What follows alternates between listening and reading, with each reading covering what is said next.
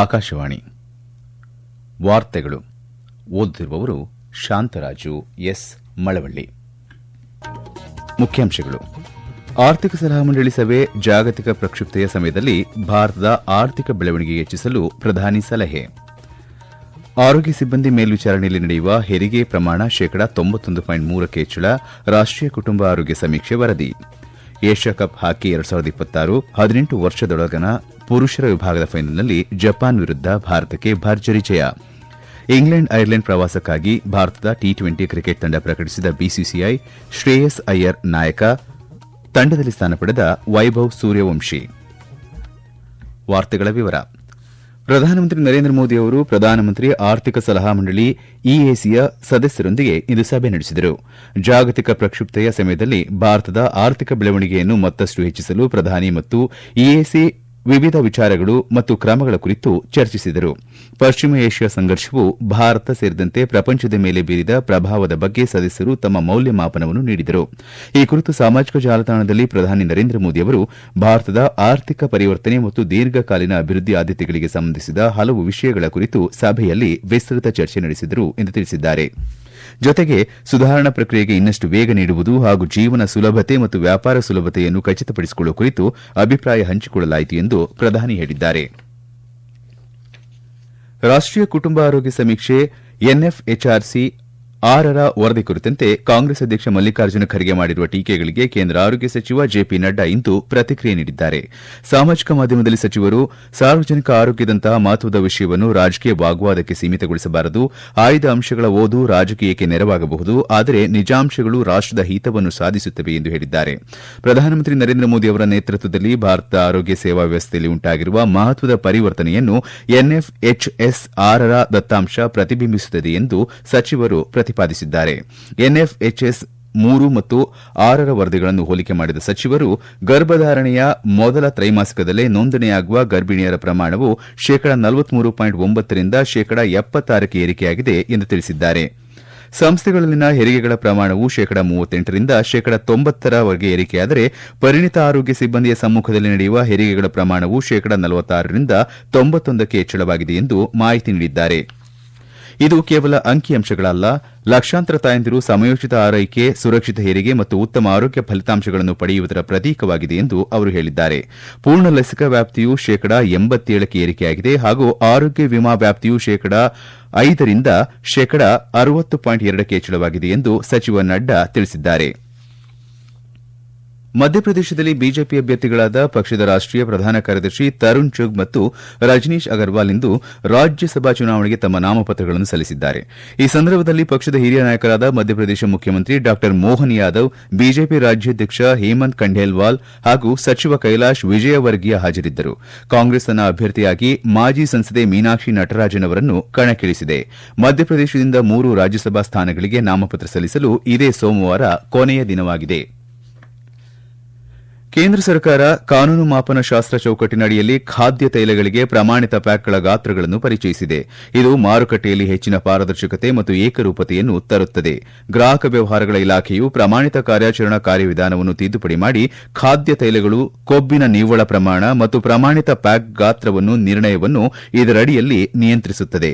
ಪರಿಷ್ಕೃತ ನಿಯಮಗಳ ಅಡಿಯಲ್ಲಿ ತಾಳೆ ಎಣ್ಣೆ, ಸೋಯಾಬೀನ್, ಸೂರ್ಯಕಾಂತಿ, ಸಾಸಿವೆ ಎಣ್ಣೆ ಸೇರಿದಂತೆ ಪ್ರಮುಖ ಖಾದ್ಯ ತೈಲಗಳಿಗೆ ಪ್ಯಾಕ್ ಗಾತ್ರಗಳನ್ನು ನಿಗದಿಪಡಿಸಲಾಗಿದೆ. 200 ಗ್ರಾಂ, 500 ಗ್ರಾಂ, 1 ರಿಂದ 5 ಕೆಜಿ, 15 ಕೆಜಿ ಹಾಗೂ 20 ಕೆಜಿ ಗಾತ್ರದ ಪ್ಯಾಕ್ಗಳನ್ನು ಅನುಮೋದಿಸಲಾಗಿದೆ. ಕೇಂದ್ರೀಯ ಪ್ರೌಢಶಿಕ್ಷಣ ಮಂಡಳಿ ಸಿಬಿಎಸ್ಇ ಅಂಕಗಳ ಪರಿಶೀಲನೆ ಮತ್ತು ಮರುಮೌಲ್ಯಮಾಪನಕ್ಕಾಗಿ ಅರ್ಜಿಗಳನ್ನು ಸಲ್ಲಿಸಲು ನಾಳೆಯವರೆಗೆ ವಿಸ್ತರಿಸಿದೆ. ಸಾಮಾಜಿಕ ಮಾಧ್ಯಮ ಪೋಸ್ಟ್ನಲ್ಲಿ ವಿದ್ಯಾರ್ಥಿಗಳು ಈಗ ಭಾನುವಾರ ಮಧ್ಯರಾತ್ರಿಯವರೆಗೆ ತಮ್ಮ ಅರ್ಜಿಗಳನ್ನು ಸಲ್ಲಿಸಬಹುದು ಎಂದು ತಿಳಿಸಲಾಗಿದೆ.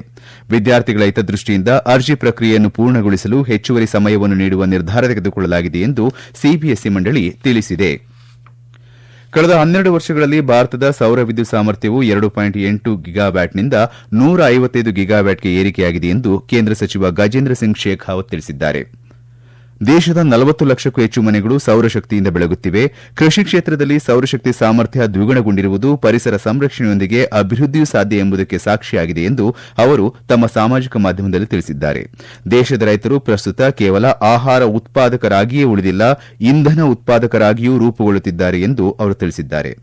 ಪ್ರತಿ ಮನೆಯ ಮೇಲ್ಛಾವಣಿಯನ್ನು ಸೌರಶಕ್ತಿ ಆಧರಿಸವಾಗುವುದು, ಪ್ರತಿಯೊಂದು ಮನೆಯನ್ನು ಇಂಧನ ಕೇಂದ್ರವನ್ನಾಗಿಸುವುದು ಹಾಗೂ ಪ್ರತಿಯೊಂದು ಕೃಷಿ ಭೂಮಿಯನ್ನು ಇಂಧನ ಉತ್ಪಾದನಾ ಕೇಂದ್ರವನ್ನಾಗಿಸುವ ಸಂಕಲ್ಪದೊಂದಿಗೆ ಭಾರತ 500 ಗಿಗಾವ್ಯಾಟ್ ನವೀಕರಿಸಬಹುದಾದ ಇಂಧನ ಸಾಮರ್ಥ್ಯದ ಗುರಿಯತ್ತ ವೇಗವಾಗಿ ಸಾಗುತ್ತಿದೆ ಎಂದು ಸಚಿವ ಗಜೇಂದ್ರ ಸಿಂಗ್ ಶೇಖಾವತ್ ಒತ್ತಿ ಹೇಳಿದ್ದಾರೆ. ಈ ವಾರ್ತೆಗಳನ್ನು ಆಕಾಶವಾಣಿಯಿಂದ ಕೇಳುತ್ತಿದ್ದೀರಿ.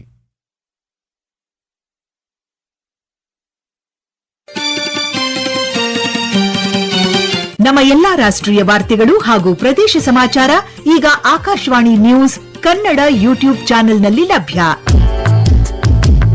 ನಮ್ಮ ಎಕ್ಸ್ ಖಾತೆ ಮತ್ತು ಇನ್ಸ್ಟಾಗ್ರಾಂ ಖಾತೆ ಆಕಾಶವಾಣಿ ನ್ಯೂಸ್ ಕನ್ನಡ.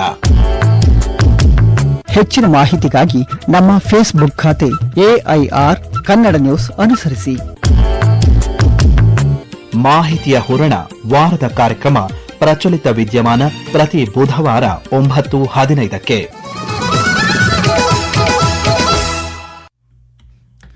ನವಚಂಡೀಗಢದ ಮುಲ್ಲನಪುರ ಮಹಾರಾಜ ಯಾದವೀಂದ್ರ ಸಿಂಗ್ ಅಂತಾರಾಷ್ಟೀಯ ಕ್ರಿಕೆಟ್ ಕ್ರೀಡಾಂಗಣದಲ್ಲಿ ನಡೆಯುತ್ತಿರುವ ಭಾರತ ಮತ್ತು ಅಫ್ಘಾನಿಸ್ತಾನ ನಡುವಿನ ಏಕೈಕ ಟೆಸ್ಟ್ ಪಂದ್ಯದ ಮೊದಲ ದಿನವಾದ ಇಂದು ದಿನದಾಟದ ಅಂತ್ಯಕ್ಕೆ ಭಾರತ 85 ಓವರ್ಗಳಲ್ಲಿ 3 ವಿಕೆಟ್ ಕಳೆದುಕೊಂಡು 368 ರನ್ ಗಳಿಸಿದೆ. ಭಾರತದ ಪರ KL ರಾಹುಲ್ ಶತಕ ಗಳಿಸಿದ್ದು, ಎರಡನೇ ವಿಕೆಟ್ ಜತೆಯಾಟಕ್ಕೆ ಸಾಯಿ ಸುದರ್ಶನ್ ಅವರೊಂದಿಗೆ 139 ರನ್ ಕಲೆ ಹಾಕಿದರು. ನಂತರ ಶತಕ ಗಳಿಸಿದ ಶುಭಮನ್ ಗಿಲ್ ಹಾಗೂ ಅರ್ಧ ಶತಕ ಗಳಿಸಿದ ರಿಷಬ್ ಪಂತ್ ಕಣದಲ್ಲಿದ್ದಾರೆ. ಜಪಾನ್ನ ಕಕಾಮಿಗಾಹಾರದಲ್ಲಿ ನಡೆದ ಏಷ್ಯಾ ಕಪ್ ಹಾಕಿ 2026ರ 18 ವರ್ಷದೊಳಗಿನವರ ಪುರುಷರ ವಿಭಾಗದ ಫೈನಲ್ನಲ್ಲಿ ಭಾರತ ಆತಿಥೇಯ ಜಪಾನ್ ತಂಡವನ್ನು 4-1 ಅಂತರದಿಂದ ಸೋಲಿಸಿ ದಾಖಲೆಯ 3ನೇ ಬಾರಿಗೆ ಪ್ರಶಸ್ತಿ ಮುಡಿಗೇರಿಸಿಕೊಂಡಿದೆ. ಆಶೀಶ್ ತಾನಿಪೂರ್ತಿ ಹ್ಯಾಟ್ರಿಕ್ ಗೋಲು ಗಳಿಸಿದರೆ ನಾಯಕ ಕೇತನ್ ಕುಶ್ವಾಹ 1 ಗೋಲು ಗಳಿಸಿ ಭಾರತದ ಜಯದಲ್ಲಿ ಪ್ರಮುಖ ಪಾತ್ರ ವಹಿಸಿದರು. ಜಪಾನ್ ಪರವಾಗಿ ನುಮಾದಾ ಗಾಕು ಏಕೈಕ ಗೋಲು ಗಳಿಸಿ ಕೊಂಚ ಪ್ರತಿರೋಧ ಒಡ್ಡಲು ಪ್ರಯತ್ನಿಸಿದರು. ವಿಜೇತ ಭಾರತ ತಂಡದ ಪ್ರತಿಯೊಬ್ಬ ಆಟಗಾರನಿಗೆ 3 ಲಕ್ಷ ರೂಪಾಯಿ ಹಾಗೂ ತರಬೇತು ಸಿಬ್ಬಂದಿಗೆ 1,50,000 ರೂಪಾಯಿಗಳ ನಗದು ಬಹುಮಾನವನ್ನು ಹಾಕಿ ಇಂಡಿಯಾ ಘೋಷಿಸಿದೆ. ಇಂಗ್ಲೆಂಡ್ ಮತ್ತು ಐರ್ಲೆಂಡ್ ಪ್ರವಾಸಕ್ಕಾಗಿ ಭಾರತ ಕ್ರಿಕೆಟ್ ನಿಯಂತ್ರಣ ಮಂಡಳಿ BCCI ಭಾರತದ 16 ಸದಸ್ಯರನ್ನೊಳಗೊಂಡ T20 ಕ್ರಿಕೆಟ್ ತಂಡವನ್ನು ಪ್ರಕಟಿಸಿದೆ. ಸೂರ್ಯಕುಮಾರ್ ಯಾದವ್ ಬದಲಿಗೆ ಶ್ರೇಯಸ್ ಅಯ್ಯರ್ ಅವರನ್ನು ಭಾರತದ ಹೊಸ ನಾಯಕರನ್ನಾಗಿ ನೇಮಿಸಲಾಗಿದೆ. ತಿಲಕ್ ವರ್ಮಾ ಅವರನ್ನು ಉಪನಾಯಕರನ್ನಾಗಿ ಆಯ್ಕೆ ಮಾಡಲಾಗಿದೆ. IPL 2026ರ ಋತುವಿನಲ್ಲಿ ಅತ್ಯಧಿಕ ರನ್ ಗಳಿಸಿದ ಹಿನ್ನೆಲೆಯಲ್ಲಿ ಯುವ ಪ್ರತಿಭೆ ವೈಭವ್ ಸೂರ್ಯವಂಶಿ ಅವರಿಗೆ ಮೊದಲ ಬಾರಿಗೆ ತಂಡದಲ್ಲಿ ಸ್ಥಾನ ಲಭಿಸಿದೆ. ಜೊತೆಗೆ ಪ್ರಿನ್ಸ್ ಯಾದವ್ ಅವರಿಗೂ ಸ್ಥಾನ ನೀಡಲಾಗಿದೆ. 2026 ನಾರ್ವೆ ಚೆಸ್ ಪ್ರಶಸ್ತಿಯನ್ನು ಗೆದ್ದ ಪ್ರಜ್ಞಾನಂದ ಅವರನ್ನು ಪ್ರಧಾನಿ ನರೇಂದ್ರ ಮೋದಿ ಅಭಿನಂದಿಸಿದ್ದಾರೆ. ಈ ಮೈಲುಗಲ್ಲು ಅವರ ಆಟದ ಶ್ರೇಷ್ಠತೆಯನ್ನು ತೋರುತ್ತದೆ ಎಂದು ಸಾಮಾಜಿಕ ಮಾಧ್ಯಮದಲ್ಲಿ ಅವರು ಹೇಳಿದ್ದಾರೆ. ಪ್ರಜ್ಞಾನಂದ ಅವರ ಭವಿಷ್ಯದ ಪ್ರಯತ್ನಗಳಿಗೆ ಪ್ರಧಾನಿ ಶುಭ ಹಾರೈಸಿದ್ದಾರೆ. ಪಂಜಾಬ್ನಲ್ಲಿ ಇಂದು ಫಿರೋಜ್ಪುರ್ ಫಜಿಲ್ಕಾ ರಸ್ತೆಯಲ್ಲಿ ಕುಟುಂಬದ ಸದಸ್ಯರನ್ನು ಕರೆದೊಯ್ಯುತ್ತಿದ್ದ ವಾಹನವು ಟ್ರಕ್ಗೆ ಡಿಕ್ಕಿ ಹೊಡೆದ ಪರಿಣಾಮ ಕನಿಷ್ಠ 9 ಮಂದಿ ಮೃತಪಟ್ಟಿದ್ದು 22 ಜನರು ಗಾಯಗೊಂಡಿದ್ದಾರೆ. ಈ ದುರಂತಕ್ಕೆ ಪ್ರಧಾನಿ ನರೇಂದ್ರ ಮೋದಿ ಅವರು ತೀವ್ರ ದುಃಖ ವ್ಯಕ್ತಪಡಿಸಿದ್ದಾರೆ. ತಮ್ಮ ಸಾಮಾಜಿಕ ಮಾಧ್ಯಮ ಪೋಸ್ಟ್ನಲ್ಲಿ ಪ್ರೀತಿ ಪಾತ್ರರನ್ನು ಕಳೆದುಕೊಂಡ ಕುಟುಂಬಗಳಿಗೆ ಸಂತಾಪ ಸೂಚಿಸಿದ್ದಾರೆ. ಅಪಘಾತದಲ್ಲಿ ಗಾಯಗೊಂಡವರಿಗೆ ಶೀಘ್ರ ಚೇತರಿಕೆಗೆ ಅವರು ಹಾರೈಸಿದ್ದಾರೆ. ಪ್ರಧಾನಮಂತ್ರಿ ರಾಷ್ಟೀಯ ಪರಿಹಾರ ನಿಧಿಯಿಂದ ಮೃತರ ವಾರಸುದಾರರಿಗೆ 2 ಲಕ್ಷ ರೂಪಾಯಿ ಮತ್ತು ಗಾಯಗೊಂಡವರಿಗೆ 50,000 ರೂಪಾಯಿ ಪರಿಹಾರವನ್ನು ಪ್ರಧಾನಮಂತ್ರಿ ನರೇಂದ್ರ ಮೋದಿ ಘೋಷಿಸಿದ್ದಾರೆ. ರಾಜ್ಯ ಹಣಕಾಸು ಆಯೋಗಗಳಿಗಾಗಿ ಅಗತ್ಯ ದತ್ತಾಂಶಗಳ ಕುರಿತ ಸಮಿತಿಯ ವರದಿಯನ್ನು ಇದೇ 8ರಂದು ಬಿಡುಗಡೆ ಮಾಡಲಾಗುತ್ತದೆ. ಈ ಕುರಿತು ಪಂಚಾಯತ್ ರಾಜ್ ಸಚಿವಾಲಯ ಪ್ರಕಟಣೆ ನೀಡಿದ್ದು, ಈ ವರದಿಯ ಬಿಡುಗಡೆ ಭಾರತದ ಹಣಕಾಸು ವಿಕೇಂದ್ರೀಕರಣವನ್ನು ಮತ್ತಷ್ಟು ಬಲಪಡಿಸುವ ನಿಟ್ಟಿನಲ್ಲಿ ಕೇಂದ್ರ ಸರ್ಕಾರ ಕೈಗೊಂಡಿರುವ ನಿರಂತರ ಪ್ರಯತ್ನಗಳಿಗೆ ಮಹತ್ವದ ಹೆಜ್ಜೆಯಾಗಿದೆ ಎಂದು ತಿಳಿಸಿದೆ. ವರದಿಯು ರಾಜ್ಯ ಹಣಕಾಸು ಆಯೋಗಗಳಿಗೆ ಅಗತ್ಯವಿರುವ ಪ್ರಮುಖ ದತ್ತಾಂಶಗಳ ಸಮಗ್ರ ಹಾಗೂ ವ್ಯವಸ್ಥಿತ ನಕ್ಷೆಯನ್ನು ಒದಗಿಸುವುದರ ಜೊತೆಗೆ ದತ್ತಾಂಶಗಳ ಲಭ್ಯತೆ, ಪ್ರಮಾಣೀಕರಣ, ಪರಸ್ಪರ ಕಾರ್ಯಸಾಧ್ಯತೆ ಮತ್ತು ಸಂಸ್ಥೆಗಳ ಸಾಮರ್ಥ್ಯ ವೃದ್ಧಿಗೆ ಅನುಷ್ಠಾನಗೊಳಿಸಬಹುದಾದ ಶಿಫಾರಸುಗಳನ್ನು ಒಳಗೊಂಡಿದೆ ಎಂದು ಸಚಿವಾಲಯ ತಿಳಿಸಿದೆ. ಕೊನೆಯಲ್ಲಿ ಮತ್ತೊಮ್ಮೆ ಮುಖ್ಯಾಂಶಗಳು. ಆರ್ಥಿಕ ಸಲಹಾ ಮಂಡಳಿ ಸಭೆ, ಜಾಗತಿಕ ಪ್ರಕ್ಷುಬ್ಧತೆಯ ಸಮಯದಲ್ಲಿ ಭಾರತದ ಆರ್ಥಿಕ ಬೆಳವಣಿಗೆಗೆ ಹೆಚ್ಚಿಸಲು ಪ್ರಧಾನಮಂತ್ರಿ ಸಲಹೆ. ಆರೋಗ್ಯ ಸಿಬ್ಬಂದಿ ಮೇಲ್ವಿಚಾರಣೆಯಲ್ಲಿ ನಡೆಯುವ ಹೆರಿಗೆ ಪ್ರಮಾಣ 91% ಹೆಚ್ಚಳ, ರಾಷ್ಟೀಯ ಕುಟುಂಬ ಆರೋಗ್ಯ ಸಮೀಕ್ಷೆ ವರದಿ. ಏಷ್ಯಾ ಕಪ್ ಹಾಕಿ 2026 18 ವರ್ಷದೊಳಗಿನವರ ಪುರುಷರ ವಿಭಾಗದ ಫೈನಲ್ನಲ್ಲಿ ಜಪಾನ್ ವಿರುದ್ಧ ಭಾರತಕ್ಕೆ ಭರ್ಜರಿ ಜಯ. ಇಂಗ್ಲೆಂಡ್ ಐರ್ಲೆಂಡ್ ಪ್ರವಾಸಕ್ಕಾಗಿ ಭಾರತದ T20 ಕ್ರಿಕೆಟ್ ತಂಡ ಪ್ರಕಟಿಸಿದ BCCI, ಶ್ರೇಯಸ್ ಅಯ್ಯರ್ ನಾಯಕ, ತಂಡದಲ್ಲಿ ಸ್ಥಾನ ಪಡೆದ ವೈಭವ್ ಸೂರ್ಯವಂಶಿ. ಇಲ್ಲಿಗೆ ವಾರ್ತಾ ಪ್ರಸಾರ ಮುಕ್ತಾಯವಾಯಿತು. ನಮ್ಮ ಮುಂದಿನ ವಾರ್ತಾ ಪ್ರಸಾರ ನಾಳೆ ಬೆಳಗ್ಗೆ 7:05 ನಿಮಿಷಕ್ಕೆ.